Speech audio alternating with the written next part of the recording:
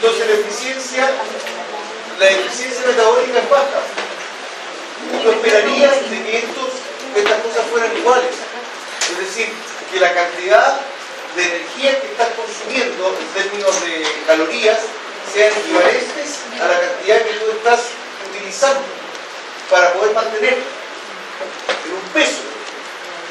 Para allá va la historia. O sea, por ejemplo, si ahí se explica que no también tan sedentario.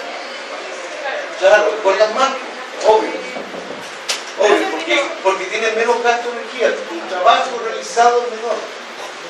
¿Ah?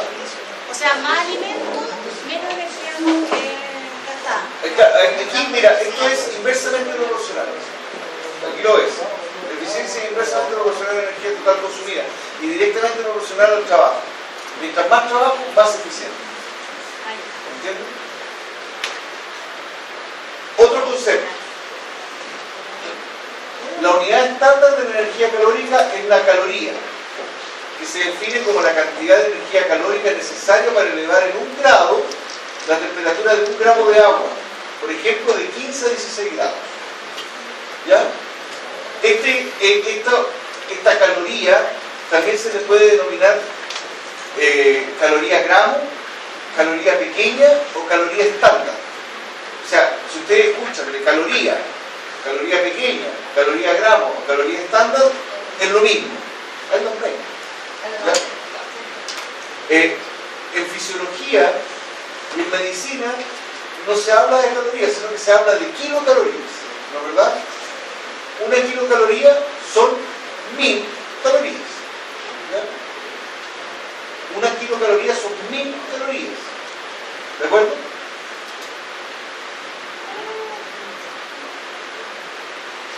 Esto es una definición. Esto es una definición. Yo les decía recién, yo podría, por ejemplo, valorar un componente alimenticio y decidir y definir, digamos, a partir de esa valoración, definir cuál es la entrega calórica que va a hacer ese alimento. ¿Ah? Eso lo logro a través de la...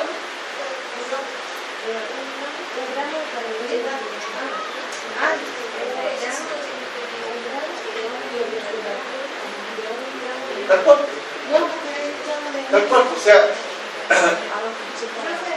¿con qué cantidad de energía requiero yo para que 1 gramo de agua se eleve su temperatura en 1 grado? ¿Qué cantidad de energía? Una caloría. Eso corresponde a una caloría. ¿Y esos son 1000?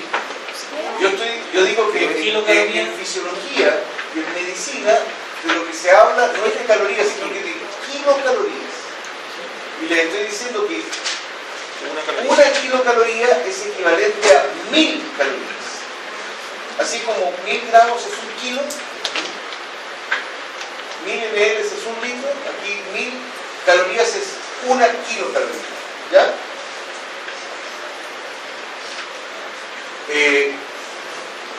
Yo podría, como les decía, obtener el valor energético de un alimento. ¿Cómo lo voy a obtener? Sabiendo qué cantidad de calorías me entrega ese alimento. ¿Y cómo lo sé? Viendo cuánta temperatura se eleva el agua. ¿Con qué cantidad de grados se eleva el agua con el componente energético que me va a entregar ese alimento? Eso se logra a través de la calorimetría. Miren, la energía liberada por la combustión de partículas alimenticias fuera del organismo puede medirse de manera directa, calorimetría directa, mediante la oxidación de los compuestos en un aparato que se denomina calorímetro de bomba, que es un vaso metálico rodeado de agua en el interior de un recipiente aislado. Esto es un calorímetro. Esto está dentro, en el interior hay agua. Aquí hay un termómetro, este es un agitador y esta es la copa para poder colocar la muestra. Yo pongo, que si 100 gramos, por ejemplo, de carne. Estoy inventando. ¿Ah? Y entonces tengo un sistema de ignición. O sea, yo lo que hago es combustionar eso, lo enciendo. Y esto provoca energía, ¿no? Esto provoca un calor. ¿Me explico? Como el agitador se está dando vuelta, ese calor hace que se eleve la temperatura del agua. Y la temperatura del agua yo la mido con este termómetro. Entonces puedo medir cuántas calorías me entrega ese alimento. Y digo entonces, 100 gramos de tal cosa me entrega esto, 100 gramos de esto otro me entrega lo de aquello. ¿Me explico? Esto es una forma de medición directa. Lo hacemos afuera a través de un calorímetro. A través de este sistema de calorimetría directa, se obtienen estos valores calóricos. Por ejemplo, que 1 gramo de carbohidrato me entrega 4,1 kilocalorías, que 1 gramo de lípido me entrega 9,3 kilocalorías, y que 1 gramo de proteína me entrega 5,3 kilocalorías. Si yo viera qué cantidad de calorías se generan en el organismo, me encontraría que los datos que se obtienen experimentalmente para los carbohidratos y para los lípidos son similares. Es decir, cercano a 4, cercano a 9 kilocalorías por gramo. Eso pasaría en el organismo. Lo que sí sería distinto sería lo de las proteínas. ¿Por qué? Aquí viene lo importante. Aquí es donde ustedes tienen que ir tomando apunte de lo que estoy diciendo. Porque las proteínas tienen un metabolismo que es incompleto. O sea, yo no logro metabolizar al mínimo todas las proteínas. ¿Ya? Lo que voy a obtener a partir de las proteínas son urea y algunos compuestos nitrogenados. Y eso, aparte por supuesto del CO2 y el agua, y eso me genera un valor energético de 4,1 kilocalorías por gramo. ¿Se entiende? Entonces, y compuestos nitrogenados, más por supuesto CO2 y agua. Sí, de nuevo. Dijo que las proteínas tienen ¿qué? Metabolismo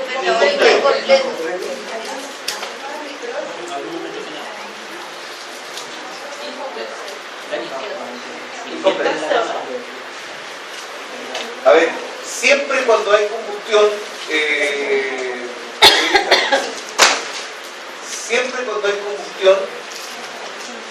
se obtiene CO2 y agua. Siempre. Cuando los vehículos, ¿qué es lo que hacen? Uno le pone benzina, la benzina en una cámara se produce una combustión que da la energía para que el motor se mueva. ¿Y qué se obtiene? Nosotros botamos una serie de elementos que van a través del smog, ¿cierto? Pero hay ahí CO2 y agua. Si yo pongo la mano, es agua lo que se está formando ahí. A partir de ese hidrocarburo se forma CO2 y agua. Cualquier fenómeno de oxidación en términos de los componentes alimenticios también va a formar CO2 y agua. Entonces, los carbohidratos en promedio me entregan 4,1 kilocalorías por gramo. Los lípidos en promedio me entregan 9,3 kilocalorías por gramo. Las proteínas en promedio me entregan 5,3 kilocalorías por gramo. Estos son valores que se obtienen a partir de la calorimetría directa, así, como les expliqué recién. Ahora, si esto es lo que yo obtengo experimentalmente afuera de mi organismo, si yo quiero comparar con mi organismo, que eso es lo que me interesa, me encuentro que los valores para los carbohidratos y para los lípidos son similares. Cercano a 4, cercano a 9 kilocalorías por gramo. Está lloviendo. ¿Cómo? Se va a caer una torta ahí, como en esa agua. El agua se lo lleva.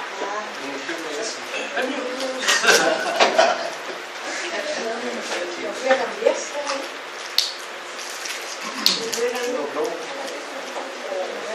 No sé, ahora está limpio, sigue en negro.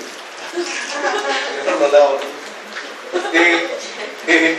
Sin embargo, por ejemplo, si es que analizamos o vemos qué diferencia hay en términos energéticos para las proteínas, aquí es distinto. ¿Por qué? Me reitero, porque la oxidación de las proteínas es una oxidación incompleta. Hay un metabolismo incompleto de las proteínas. Nuestro organismo tiene un metabolismo que es incompleto. ¿Ya? ¿Qué se obtiene a partir de la oxidación de las proteínas en nuestro organismo? Se obtiene CO2, agua, igual que en el caso anterior, más urea y más compuestos nitrogenados. Entonces, allí hay un valor energético que es más bajo. El valor calórico de la proteína en el organismo es del orden de 4 kilocalorías por gramo. El valor calórico de la proteína en el organismo es del orden de 4 kilocalorías por gramo. Creo que ustedes estudian utilizando el No, No, pero estos son por el calorímetro. En nuestro organismo nos parecemos en carbohidratos y en lípidos, pero no nos parecemos en la parte proteica. ¿Y la urea no comprende el gramo de dónde? De la proteína.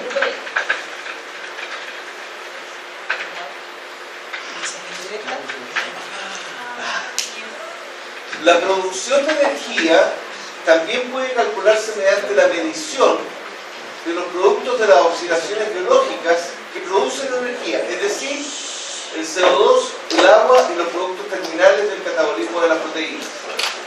Se podría calcular así, sin embargo, esto es tremendamente complicado, es muy difícil, porque hay muchos parámetros que considerar, no es algo que pueda ser manejable. Entonces, como no se puede hacer, o porque es muy complicado, se utiliza la medición del consumo de oxígeno. Es decir, se hace una calorimetría indirecta. ¿A qué me refiero con esto? Me refiero a lo siguiente. Se sabe que la combustión tiene que ver con la reacción que existe entre la molécula y el oxígeno. ¿Sí? La molécula y el oxígeno. Entonces, en función del consumo de oxígeno, yo puedo estimar o determinar el índice metabólico. Puedo estimar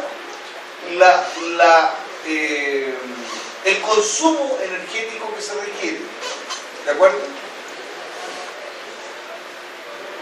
A ver, primero, para que nos entendamos, los carbohidratos, ¿cómo están compuestos? ¿Cuáles son los átomos que componen un carbohidrato? Carbono, hidrógeno, oxígeno. ¿Y los lípidos?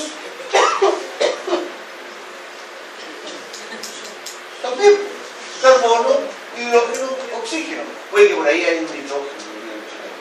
Las proteínas tienen nitrógeno. O sea, en términos biológicos, las moléculas son, entre comillas, bastante parecidas. Están compuestas por los mismos grupos de átomos. ¿Ah? No es como en la cosa inorgánica que uno tiene un montón de otros átomos metidos. Aquí hay carbono, oxígeno, hidrógeno, nitrógeno, azufre, hierro, cobalto, por ahí. Y paremos contar. Y se acabó. No hay mucho más. Entonces, se puede evaluar el consumo de oxígeno. Se puede evaluar el consumo de oxígeno. El oxígeno no se almacena. El oxígeno, la cantidad de consumo de oxígeno debería ser proporcional a la energía liberada en el metabolismo. La cantidad de oxígeno utilizada en una reacción debería ser proporcional a la energía que libera esta reacción. ¿De acuerdo? Esa es la premisa. Ahora, ¿dónde podemos evaluar ese consumo de oxígeno? Lo podemos evaluar a nivel respiratorio, lo que denominamos cociente o quociente respiratorio, que es la proporción en equilibrio del volumen de CO2 producido con el volumen de oxígeno consumido por unidad de tiempo. Parece un poco rara esta definición, pero fíjense en lo siguiente, veanlo a través del ejemplo. Aquí tenemos glucosa, mira, la glucosa es C6H12O6. Frente al oxígeno reacciona y que forma CO2 y agua, combustión. Esto es combustión. Cuando se iguala la ecuación, me queda que yo consumo 6 oxígenos y que formo 6 CO2. ¿Ah? 6 oxígenos y 6 CO2 lo que formo. Por lo tanto, si me dicen que es la proporción entre el volumen de CO2 producido con el volumen de oxígeno consumido, Pase. adelante. Permiso. Hay una orden de la directora que tiene que sacar los autos porque se están dando todo. Así que tienen que salir todos. Ya. Se suspende, sí. ¿Se suspende? Ya, gracias. Gracias. Déjenme terminar con esta idea. Sí, sí. Sí, todos los autos inundados. Entonces, mira, si son 6, mira lo que dice.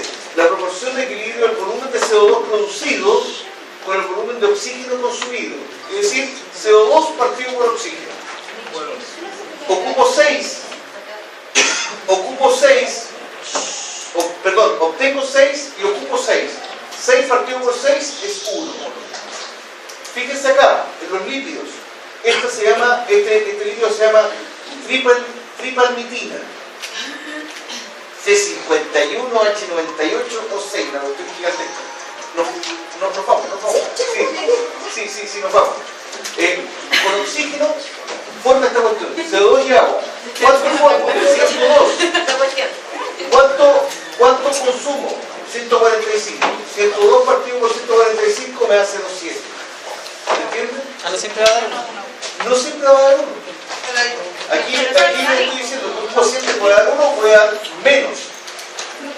¿Me entienden? Podrían haber situaciones en las que el cociente sea mayor que 1. Eso lo dejaremos para una próxima ocasión.